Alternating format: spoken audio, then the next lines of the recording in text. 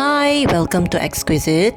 Today I would like to show you how I attach a clasp to a bracelet using Crimp beads. Before I forget, please remember to subscribe to our channel Xkweesit for more of such content. Thank you. Let us start with a small introduction on Crimp beads. These are various sizes of Crimp beads, with the smallest at 0.5 to 1 mm. We have the 2.5, 3.5, as well as a different shaped Crimp bead, that's a square shaped Crimp bead. In today's video, we'll be using the smallest Crimp bead to make our bracelet. Apart from that, we'll be using Flexi wire in this bracelet making. You can actually use nylon string, but I do not recommend it because the texture of the Flexi wire is best when you use Crimp beads. Next, I'll be also using a jam ring in this bracelet, a lobster clasp, as well as an optional Crimp protector. This is merely for cosmetic purposes. So let's start. To prepare our bracelet, we'll first attach the jam ring to the lobster clasp. So we'll open the jam ring outwards and hook the lobster clasp into the jam ring. And now we'll close this jam ring by pushing its two arms back together using a chain nose plier.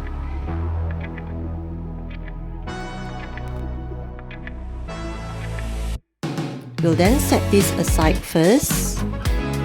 Coming to the main part, we'll insert the Crimp bead into the Flexi wire at about 1 inch into the Flexi wire, thereabout. And we'll then insert the jam ring containing the lobster clasp into the wire. Hold the Crimp bead at about 1 inch into the Flexi wire. Hold it steady, and we'll then fold the wire back so that the end of the wire goes into the Crimp bead as well. So you are forming a loop and push the Crimp bead as close as possible towards the jam ring and the clasps. We'll leave a little space because we are using a Crimp protector in this video. Now, using a chain nose plier, we'll then apply pressure on the Crimp bead.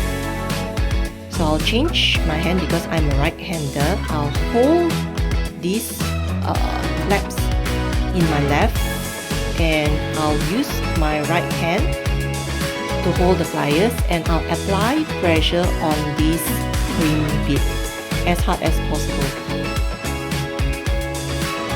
And there you go. Our Crimp bead has already been flattened, and we have technically started our bracelet. Push and pull the Crimp bead just to make sure that it's properly flattened and secure. Next, it's optional. We'll be using a Crimp protector to cover the Crimp bead. This is to make sure that the bracelet looks fuller, because the Crimp protector looks like a bead once it's shaped. Once we have inserted the Crimp bead into the Crimp protector, we'll then proceed to use a chain nose plier to close the Crimp protector. So push the two arms of the Crimp protector together, and it will form a cylindrical shape like bead. And there you go, we have started our bracelet. Now we'll put in the first bead into the line. Ensure that the shorter line is also inserted into the bead. Now we'll cut off the excess of the shorter wire. This is to make sure that it does not prick the wearer of the bracelet later, and we can proceed to insert our subsequent beads.